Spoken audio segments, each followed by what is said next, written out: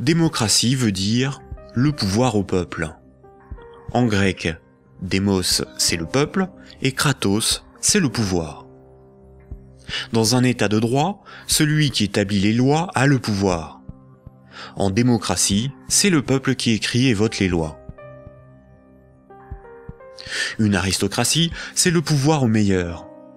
En grec, aristos, c'est le meilleur, et kratos, c'est le pouvoir. En aristocratie, ce sont les meilleurs qui ont le pouvoir et établissent les lois. Une oligarchie, c'est le pouvoir à un petit nombre. Oligos, c'est un petit nombre. En oligarchie, c'est un petit nombre qui a le pouvoir. En France, nous sommes sous un régime dénommé gouvernement représentatif. Tous les 5 ans, on demande au peuple d'élire ses représentants parmi un groupe d'hommes politiques, dénommé classe politique. Les représentants écrivent et votent les lois, pas le peuple. Nous sommes donc dans une oligarchie. Historiquement, le terme de démocratie pour désigner le gouvernement représentatif a été employé dans les années 1830 pour tromper l'opinion publique et faire croire au peuple qu'il a le pouvoir. Ce mensonge perdure encore de nos jours. Si nous étions en démocratie, nous voterions nous-mêmes les lois, par des votations ou des référendums, et nous pourrions aussi en écrire, en proposer. En France, les représentants du peuple sont des politiciens de carrière, pour beaucoup fonctionnaires et issus de classes supérieures, âgés de 60 ans en moyenne. Ils ne sont en rien représentatifs du peuple français.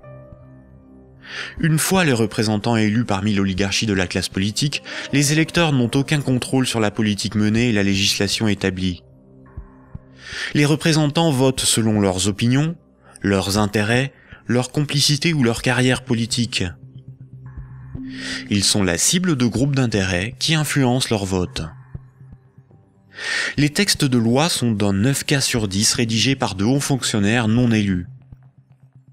Donner le pouvoir à un groupe d'hommes issus d'une oligarchie, ce n'est pas avoir le pouvoir, c'est désigner ses maîtres. Les partis politiques, apparus dans les années 1840, étaient un moyen de canaliser l'insatisfaction des électeurs dans des oppositions et des conflits sans conséquences. Car si les lois étaient votées par le peuple, ce qui définit la démocratie, il n'y aurait pas de manifestations, pas de grèves, pas de mécontentement ou de troubles sociaux. Le peuple serait souverain.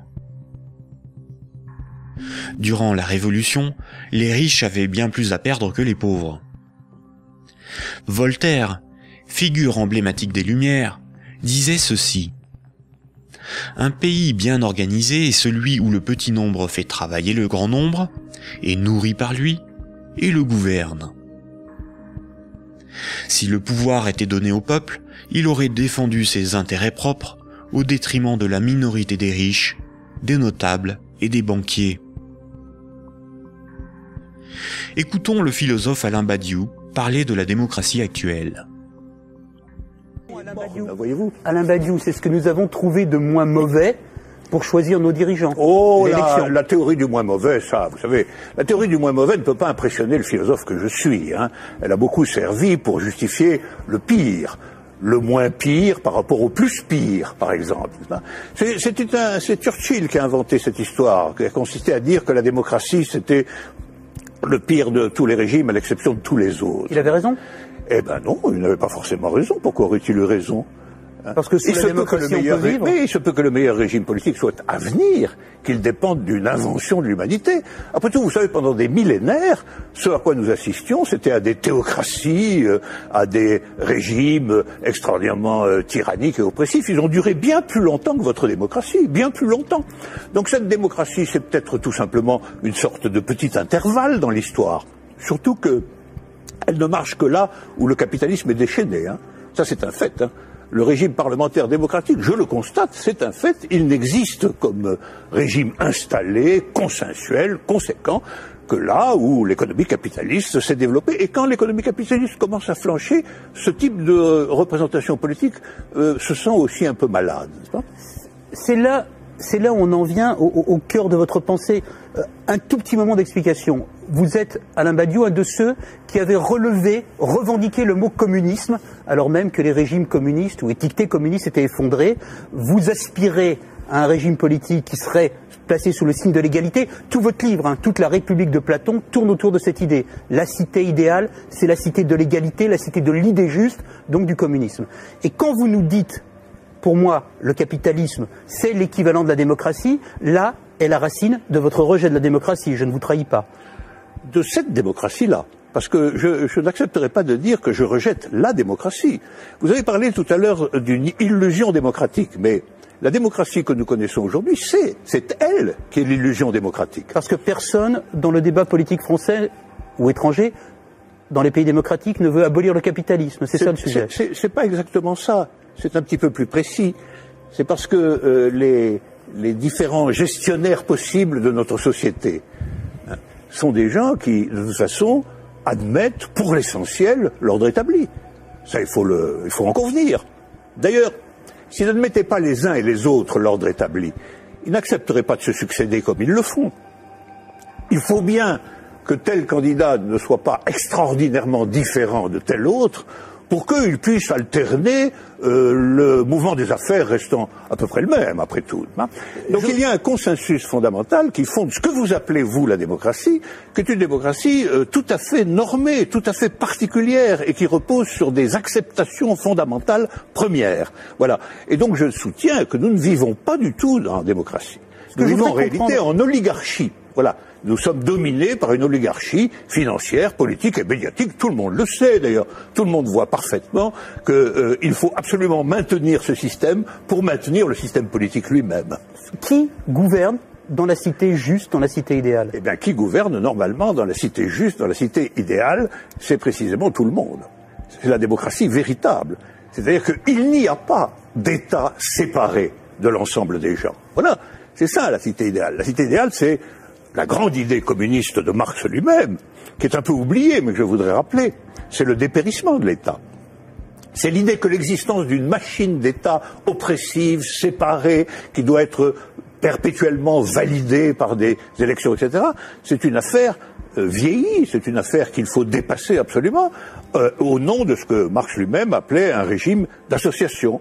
La capacité, pour tout le monde, de s'occuper de ses propres affaires. Ce qui est intéressant, et c'est là où, quand vous parliez de l'idée de Marx et de l'idée de l'association, vous êtes un fervent admirateur de ce qu'on a appelé les révolutions arabes, fervent admirateur également de ce qu'on a appelé le mouvement des indignés. Et ce qui est très intéressant, c'est que votre critique sur les révolutions arabes commence au moment où elle se transforme en processus démocratique électoral avec des élections. Oh ben c'est pas ma critique à moi, c'est d'abord la critique de tous ceux qui ont participé au mouvement dans les pays arabes. Ils ont été légèrement surpris et déconcertés par le résultat des élections. Mais le principe même des élections... Comme moi je l'ai été en mai 68. Eux aussi ils disent élections piège à con maintenant, maintenant qu'ils ont les partis islamistes dits modérés sur le dos. C'est comme si, après une révolution, une tempête révolutionnaire démocratique extraordinaire, on vous présentait un massif parti démocrate chrétien comme le vainqueur des élections. Ben vous seriez un peu étonné tout de même.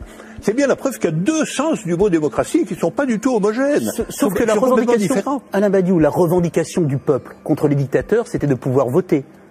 Bon, la revendication du peuple contre les dictateurs, c'était que les dictateurs s'en aillent. Mais ça, c'était leur revendication unanime. Sur la question du vote, il y a eu d'innombrables débats. Comment, quand, dans quelles conditions? Ces débats ont souvent été tranchés par des autorités extérieures au mouvement populaire lui-même. En Égypte, par exemple, ils ont été largement tranchés par l'armée. Autant dire par ce qui restait du régime d'avant. Parce que la révolution a été volée par l'armée. Mais les Tunisiens, par exemple... Le gouvernement représentatif, en ne donnant aucun pouvoir aux pauvres, aux ouvriers et aux paysans, garantit la protection des intérêts des plus puissants et des plus riches. Aujourd'hui encore, le citoyen n'est qu'un électeur, un emprunteur et un consommateur. Il est informé par des médias inféodés aux grands groupes financiers et industriels dont ils sont pour la plupart la propriété.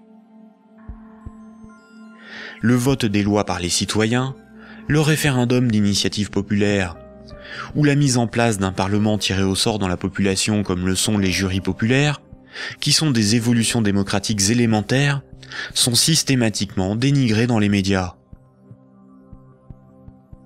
L'Union européenne est une organisation soutenue à l'origine par les élites américaines pour éviter l'apparition d'une puissance concurrente en Europe de l'Ouest. Elle est néolibérale et structurellement antidémocratique.